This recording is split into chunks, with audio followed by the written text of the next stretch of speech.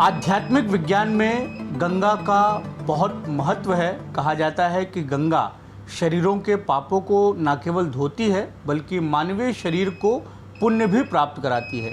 ये तो आध्यात्मिक विज्ञान की बात हो गई, लेकिन आधुनिक विज्ञान के द्वारा भी गंगा की जो विशेषताएं हैं नदी के तौर पर, उस पर वृहद अध्ययन किया गया है। मौजूदा समय में कुंभ का आयोजन प्रयागराज में हो रहा है, संगम में हो रहा है। करोड़ों लोग रोज़ाना आस्था की डुबकी लगा रहे हैं और लंबे समय से गंगा के प्रदूषण की चर्चा भी देश भर में हो रही है। तो करोड़ों लोग एक साथ जब नदी में डुबकी लगा रहे हैं तो क्या उससे प्रदूषण बढ़ता है या गंगा वाकई में प्रदूषित है? इसको लेकर नागपुर में स्थित नीरी ने एक वृहद अध्ययन किया है और इस अध्ययन में ये पाया गया है कि गंगा नदी कभी अशुद्ध नहीं हो सकती। तो एक तरफ आध्यात्मिक विज्ञान और दूसरी तरफ आधुनिक विज्ञान, दोनों के नज़रिए हमारे सामने हैं। आज हम आधुनिक विज्ञान के नज़रिए से जानने की कोशिश करेंगे कि आखिर गंगा का पानी अशुद्ध क्यों नहीं होता।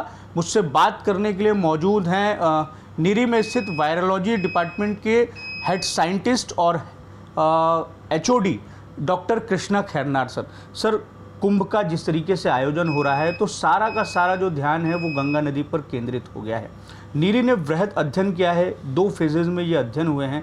आपका अध्ययन ये बताता है कि गंगा नदी कभी अशुद्ध नहीं होती है, उसका पानी कभी अशुद्ध नहीं होता है। तो इसकी प्रमुख वजह क्या है? देखिए, नमस्कार। पहले तो मैं आपको ये बताना चाहूँगा कि नीरी की स्टडी पिछले 12 सालों से चल रही है। हमने ये स्टडी 2 फेजेस में की है और ये स्टडी पूरे गोमुख से लेकर गंगा सागर तक की है। अब गंगा जी को समझने के लिए पहले तो हमें क्लियर करना पड़ेगा कि भाई गंगा नदी है क्या। गंगा नदी 2400 किलोमीटर से भी लंबी नदी है और इतनी बड़ी नदी की जब हम स्टडी करते हैं तो इस नदी को हम स्टडी करते वक्त में 3 भागों में बांट के हम बात करेंगे। पहला भाग हो गया गोमुख से लेके हरिद्वार, दूसरा भाग हो गया हरिद्वार से लेके पटना और तीसरा भाग हो गया पटना से लेके जाफरनगर, जो नदिया डिस्ट्रिक्ट में आता है, जहाँ पे गंगा नदी बंगाल की खाड़ी में जाके मिलती है। तो हमारी जो स्टडी में ये जो सामने आया है वो ये है कि भाई गंगा जी में जो खुद को साफ़ करने की ताकत है क्या, ये हमें पूछा गया था। ये national mission for clean Ganga जो है, इन्होंने ये स्टडी नीरी को दी थी और इसकी स्पेशल प्रॉपर्टी ढूंढने के लिए हमें वो मकसद दिया था। तो हमारी स्टडी में ये सामने आया कि जो पहला भाग है गोमुख से लेके हरिद्वार तक, इसी भाग में हमें वो गंगा जी में ताकत दिखी जो गंगा जी के पानी को साफ़ रखती है, गंगा जी के पानी को ख़राब नहीं होने देती है। परंतु जब हम हरिद्वार के बाद चले जाते हैं, हरिद्वार से पटना या पटना से जाफरनगर, वहाँ गंगा जी का पानी ख़राब हो रहा है। तो इसका जो प्रामाणिकता से जो हमने जो ढूंढ के निकाला वो ये है कि गंगा जी में 3 ऐसे तत्व है जो गंगा जी को साफ़ रखने में मदद करते हैं। पहला तो हो गया dissolved oxygen. Dissolved oxygen Ganga ji में काफ़ी प्रचुर मात्रा में है, जो हमें भाग 1 यानी गोमुख से लेकर हरिद्वार तक की हमारी स्टडी में मिला है और वो इतना हाई है कि इवन सैचुरेशन लेवल तक भी वो पहुंचता है। 20 मिलीग्राम प्रति लीटर तक भी हमें गंगा नदी में डिज़ोल्व ऑक्सीजन मिला है। ये वहाँ के ठंडे क्लाइमेट और वहाँ के जो एल्टीट्यूड है, जिस एल्टीट्यूड से वो आती है उसके कारण भी है। तो ये जो डिज़ोल्व ऑक्सीजन है गंगा जी को साफ़ रखने में बहुत मदद करता है। दूसरा जो फैक्टर है वो है आपका फाइटोकेमिकल, जो टर्पीन्स, जो वहाँ पे जो पेड़ पौधे हैं, जो गंगा जी के किनारे जो नेचुरल जो पेड़ पौधे जो माउंटेन में ग्रो करते हैं, उनसे जो निकलने वाला फाइटोकेमिकल टर्पीन, वो भी गंगा जी को साफ़ रखने में बहुत मदद करता है। और तीसरा जो सबसे इंपॉर्टेंट फैक्टर जो हमें जो मिला है हमारे शोध में वो है बैक्टीरियोफाज। बैक्टीरियोफाज वो वायरस है जो बैक्टीरिया को नष्ट करता है और ये बैक्टीरियोफाज गंगा जी में काफ़ी प्रचुर मात्रा में हमें मिला है। अब ये भाई सिर्फ गंगा नदी में है कि दूसरी नदियों में भी है या गंगा जी को ये क्यों खास बनाती है, ये जानने के लिए भी हमने इस स्टडी में को और बढ़ा के हमने यमुना नदी और नर्मदा नदी को भी जोड़ा इसकी स्टडी में। और एक तरीके से कहे तो हमने इनको कंपेयर किया, गंगा नदी को यमुना नदी के साथ कंपेयर किया और गंगा नदी को नर्मदा नदी के साथ कंपेयर किया। तो हमें जो सामने आया, हमें दिखा कि ये जो स्पेशल प्रॉपर्टीज़ है गंगा जी की, ये गंगा जी में ही विद्यमान है और बाकी नदियों में उस प्रचुरता से नहीं है जिस प्रचुरता से गंगा नदी में है। तो ये जो स्टडी की गई है आपकी, तो हरिद्वार तक तो गंगा नदी का पानी बहुत साफ़ है, लेकिन उसके बाद की किस तरीके से स्थिति मिली और ये जो एलिमेंट्स आप बता रहे हैं, 2-3 नाम जो आपने बताए, वो ये एलिमेंट जो है वो पूरे के पूरे जो गंगा नदी का प्रवास है उस हर जगह पे मौजूद हैं? ये बहुत अच्छा सवाल आपने पूछा। एक वक्त था जब गंगा नदी पे जब मानवीय प्रदूषण बहुत निम्न था और औद्योगिकरण भी भारत में तब नहीं हुआ था, तब गंगा नदी गोमुख से लेके गंगा सागर तक पूरी निर्मल थी। देखिए, एक बहुत सुंदर कहावत है गंगा नदी पे, जो वेदों में भी कहा जाता है कि गंगा को अविरल बहने दो, को गंगा को निर्मल रहने दो। यानी गंगा की निर्मलता यानी उसकी प्यूरिटी का रहस्य उसकी अविरलता में है। और अविरलता यही इसी चीज़ को इन्हीं श्लोकों को हमने आधार बना के हमारी स्टडी को हमने शुरू किया कि भाई गंगा की अविरलता और गंगा की निर्मलता में क्या कनेक्शन है। तो मैं अगर आपको एक बहुत अच्छी बात बताऊं कि गंगा जी का पानी हम कलेक्ट करके लाए हैं। बहुत सारे जो स्टडी या अध्ययन करने वाले जो ग्रुप्स हैं वो सिर्फ पानी पे ही फोकस करते हैं, पर नीरी की स्टडी की जो खासियत है वही है कि हमने गंगा नदी का तलछट भी लाया है, जिसे हम सेडिमेंट कहते हैं।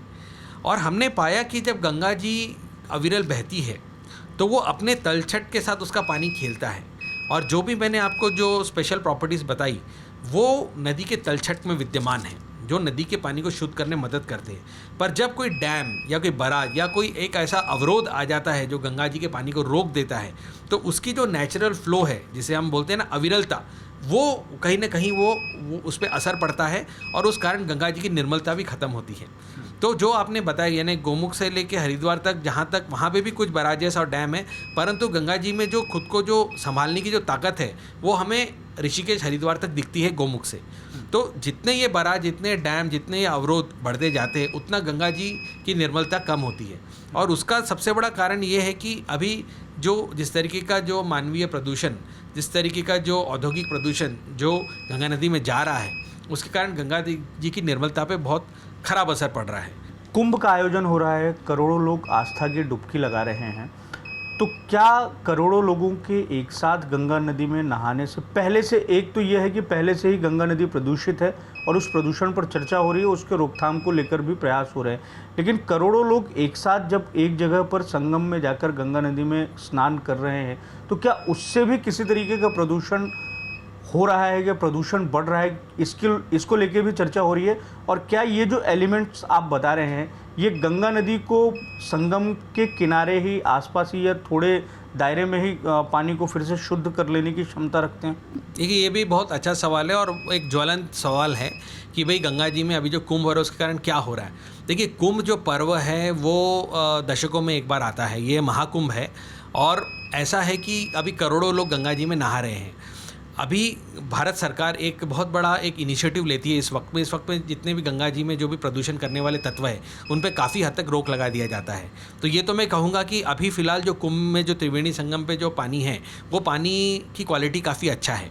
हाँ, करोड़ों लोगों के नहाने से कुछ समय के लिए गंगा जी का पानी फिर से ख़राब होता है। जो भी अपना जो मानवीय जो भी बैक्टीरिया है जो हमारे स्किन पे होते हैं, जो भी हमारे जो नॉर्मल जो हमारे बैक्टीरियाज़ है, इवन पैथोजेनिक बैक्टीरिया भी, वो भी गंगा नदी में जा रहे हैं नहाने से। परंतु गंगा जी का पानी एक बहता हुआ पानी है, जैसे आप अगर वहाँ जाके स्नान ले रहे तो पानी वो बह के आगे चले जाता है। और हमारी स्टडी जो हुई है वो बहुत ही कॉम्प्रिहेंसिव स्टडी है। हमने सिर्फ कुंभ की सैम्पलिंग नहीं की, हमने कुंभ के अपस्ट्रीम यानी ऊपर जहाँ से पानी आ रहा है वहाँ पे भी कुंभ का, और कुंभ के आगे की भी स्टडी की है। तो हमें उसमें वो दिखा है कि भाई कुंभ में जो पानी आ रहा है वो अच्छा है, उसकी क्वालिटी अच्छी है।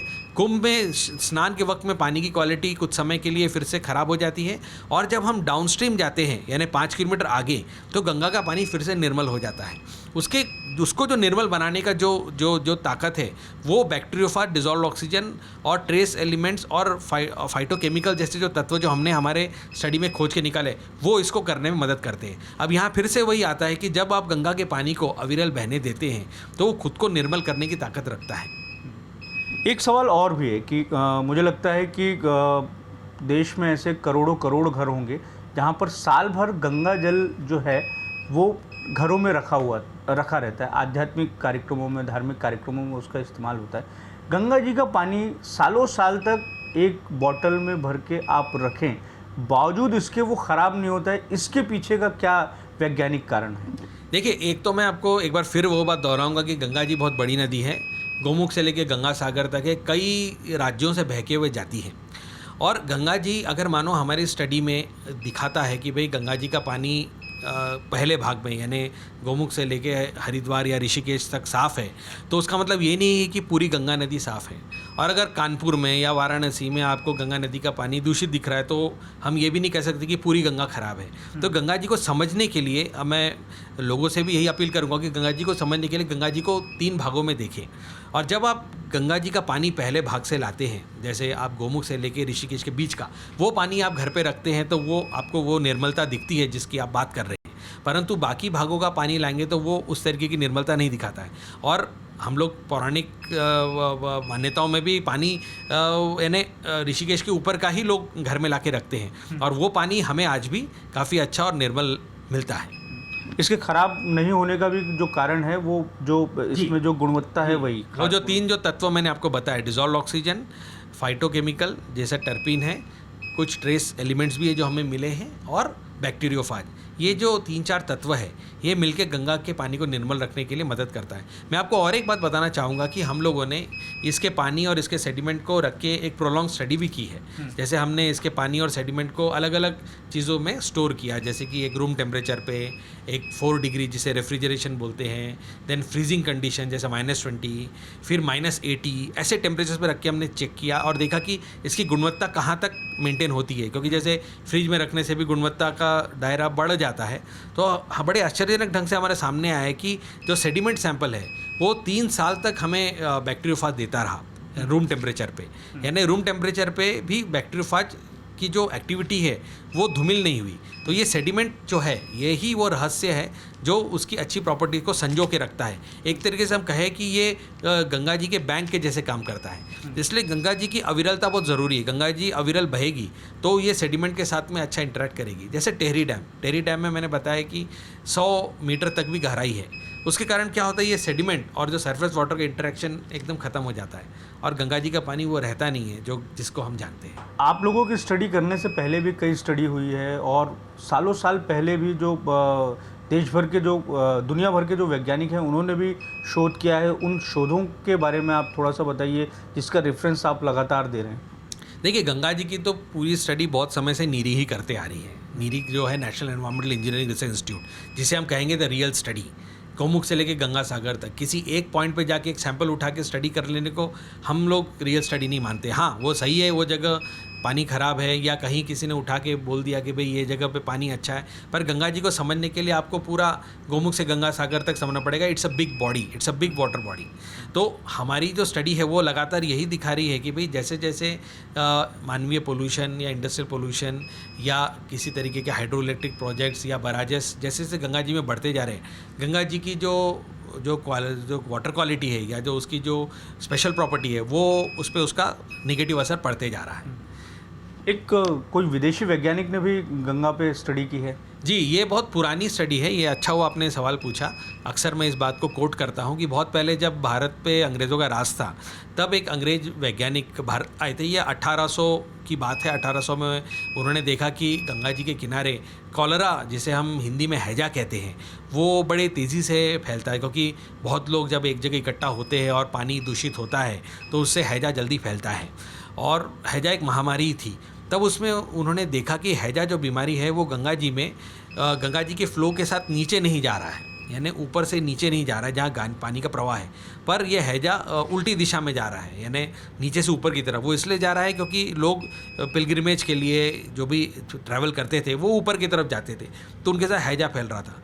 तो उन्होंने जो शोध लगाया उसमें ध्यान में आया कि गंगा जी में जो हैजा या कॉलरा करने वाला जो बैक्टीरिया है उसको विब्रियो कॉलरी बोलते हैं।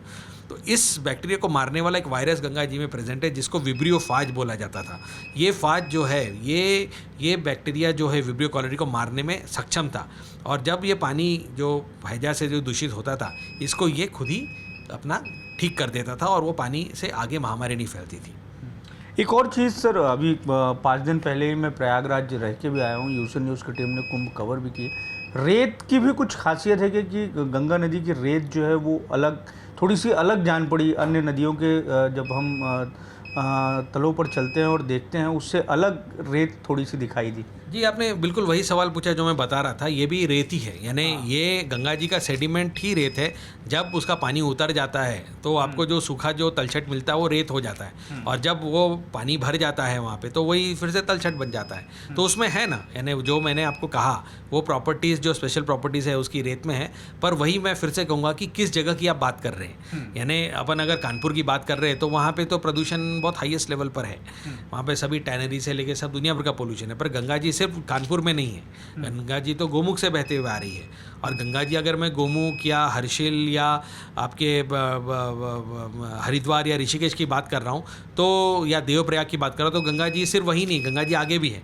तो गंगा जी को समझने के लिए आपको अलग अलग भागों में बांट के ही समझना पड़ेगा और उस तरीके से उसको उसके बारे में बात करनी पड़ेगी। धन्यवाद सर हमसे बातचीत करने के लिए और इतने वृहद तरीके से हमें ये बात समझाने के लिए कि गंगा नदी जो है उसमें अपने तौर पर जो उसके मूल गुण मौजूद हैं, मूल तत्व मौजूद हैं, जिससे वो अपने आप को, अपने पानी को शुद्ध रख सकती है। लेकिन सबसे महत्वपूर्ण ये है कि गंगा नदी को अविरल तरीके से बहने दिया जाए तो ये जो तत्व हैं जो खुद ही नदी के पानी को जो है वो दूषित कर लेंगे। हालांकि जो अलग अलग तरह के वेस्ट जो गंगा नदी में मिलते हैं, जाते हैं, उन्हें अगर सिर्फ रोक भी दिया जाए तो बहुत हद तक गंगा नदी, जिसके प्रदूषण की चर्चा होती है, तो गंगा नदी खुद ही अपने आप को, अपने पानी को शुद्ध कर लेगी। ऐसी मूल गुणधर्म जो है इस खास नदी में मौजूद है, जो हमारे देश में आस्था का बड़ा केंद्र है। वीडियो जर्नलिस्ट अतुल गवई के साथ दिव्येश द्विवेदी, यूसीएन न्यूज़, नागपुर।